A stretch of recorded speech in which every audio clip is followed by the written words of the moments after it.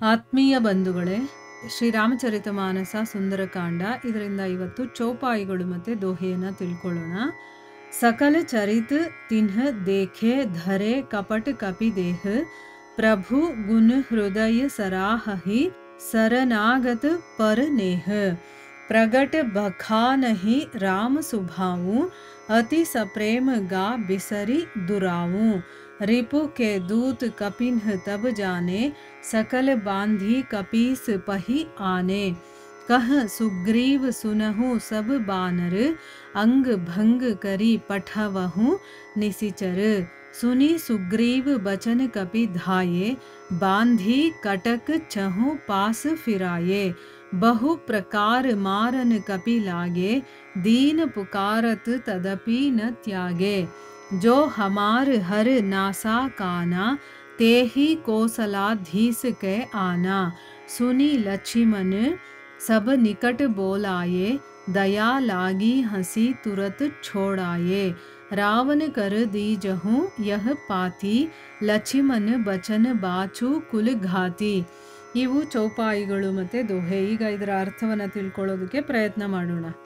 ಇಲ್ಲಿ ತುಳಸಿದಾಸರು ಹೇಳ್ತಾರೆ, ವಿಭೀಷಣ ಹೊರಟೋದ ತಕ್ಷಣ ರಾವಣ ಏನು ಮಾಡ್ತಾನೆ, ಶುಕ ಸಾರಣ ಅನ್ನುವಂತಹ ದೂತರನ್ನ ಶ್ರೀರಾಮನ ಹತ್ರಕ್ಕೆ ಕಳಿಸ್ತಾನೆ. ಈಗ ನಾವು ಶುಕಸಾರಣರ ವೃತ್ತಾಂತವನ್ನ ತಿಳ್ಕೊಳ್ಳೋಣ.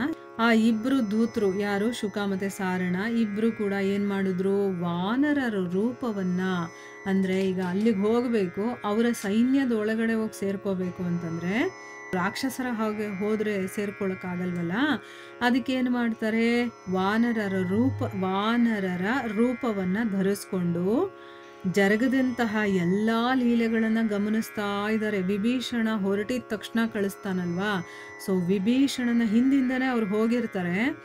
ವಿಭೀಷಣ ಹೋದ್ಮೇಲೆ ಅಲ್ಲೆಲ್ಲ ಏನೇನು ಮಾಡ್ದ ರಾಮ, ಬೇರೆಯವ್ರು ಏನು ಮಾತಾಡಿದ್ರು, ರಾಮ ಅದಕ್ಕೇನು ಉತ್ತರ ಕೊಟ್ಟ, ಎಲ್ಲವನ್ನ ನೋಡ್ತಾರೆ. ಅವರು ತಮ್ಮ ಮನಸ್ಸಲ್ಲೇ ಆ ಪ್ರಭುವಿನ ಗುಣಗಳನ್ನ, ಅವನ ಶರಣಜನ ವಾತ್ಸಲ್ಯವನ್ನ ಮೆಚ್ಕೊಂಡು ಅವರು ಕೊಂಡಾಡೋದಕ್ಕೆ ಶುರು ಮಾಡ್ತಾರೆ. ಅಂದರೆ ಅವ್ರಿಗೆ ತುಂಬ ಇಷ್ಟ ಆಗ್ಬಿಡುತ್ತೆ.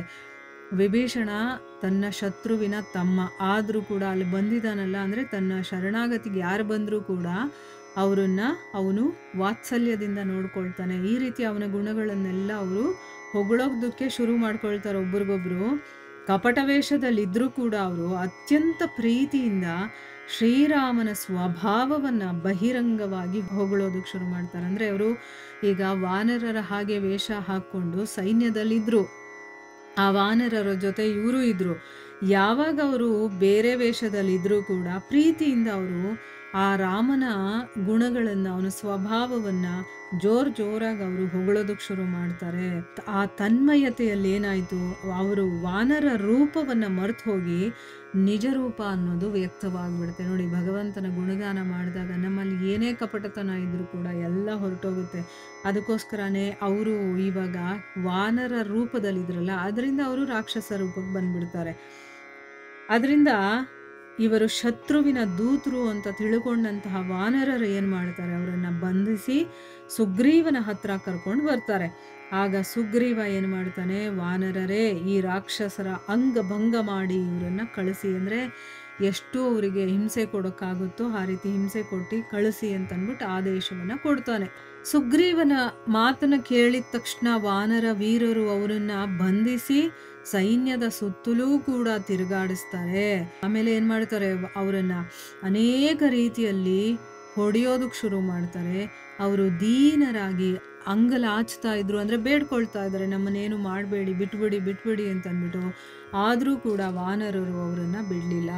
ಕೊನೆಗೆ ಆ ಧೂತರು ನಮ್ಮ ಕಿವಿ ಮೂಗುಗಳನ್ನು ಕೊಯ್ದರೆ ಕೋಶಲಾಧೀಶನಾದಂಥ ರಾಮಚಂದ್ರನ ಆಣೆ ಅಂತಂದ್ಬಿಟ್ಟು ಅವರು ಬೊಬ್ಬೆ ಇಡ್ತಾರೆ. ಅಂದರೆ ಅವರು ಅಷ್ಟು ಹಿಂಸೆ ಕೊಡ್ತಿರ್ತಾರೆ. ಅಂಗಭಂಗ ಮಾಡಿ ಅಂತಂದರೆ ಯಾವುದಾದ್ರೂ ಪಾರ್ಟ್ಗಳನ್ನೆಲ್ಲ ಕತ್ತರಿಸಿ ಅಂತ ಅರ್ಥ. ಸೊ ಅದಕ್ಕೆ ನಮ್ಮ ಕಿವಿ ಮೂಗನ್ನ ಕೊಯ್ಬೇಡಿ, ಯಾಕಂದರೆ ಲಕ್ಷ್ಮಣ ಶೂರ್ಪಣಕ್ಕಾಗಿ ಮಾಡಿರ್ತಾನಲ್ವಾ, ಕಿವಿ ಮತ್ತು ಮೂಗನ್ನ ಕತ್ತರಿಸಿರ್ತಾನೆ, ಅದೆಲ್ಲ ನೆನಪು ಇರುತ್ತೆ ಅವ್ರಿಗೆ. ಸೊ ಈಗ ನಮ್ಮ ಕಿವಿ ಮೂಗು ಎಲ್ಲಿ ಕತ್ತರಿಸ್ಬಿಡ್ತಾರೋ ಅಂತಂದ್ಬಿಟ್ಟು ಇಲ್ಲಿ ರಾಮನ ಆಣೆಯನ್ನ ಹಾಕ್ತಾ ಅವರು ಕಿರ್ಚಾಡ್ತಾ ಇದ್ದಾರೆ. ಇದನ್ನ ಕೇಳಿದಂತಹ ಲಕ್ಷ್ಮಣನಿಗೆ ಅವ್ರ ಮೇಲೆ ಕನಿಕರ ಬರುತ್ತೆ. ಅವನೇನ್ ಮಾಡ್ತಾನೆ, ಆ ವಾನರರನ್ನ ತನ್ನ ಹತ್ರ ಕರೀತಾನೆ. ಅವನು ನಕ್ಕು ಆ ರಾಕ್ಷಸರನ್ನ ಬಿಡುಗಡೆ ಮಾಡಿ ಅಂತ ಅಂದ್ಬಿಟ್ಟು ಹೇಳ್ತಾನೆ. ಅಂದ್ರೆ ಅವ್ರನ್ನೇನು ಮಾಡಬೇಡಿ, ಬಿಟ್ಬಿಡಿ ಅಂತ ಅಂದ್ಬಿಟ್ಟು ಹೇಳ್ತಾನೆ.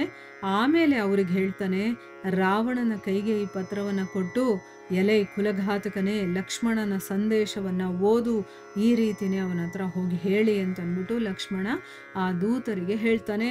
ದೂತರು ಏನು ಮಾಡ್ತಾರೆ ಅಲ್ಲಿ ಹೋಗಿ ರಾವಣನ ಹತ್ರ ಅನ್ನೋದನ್ನ ನಾವು ಮುಂದಿನ ಭಾಗದಲ್ಲಿ ತಿಳ್ಕೊಳ್ಳೋಣ. ಹರೇ ಕೃಷ್ಣ.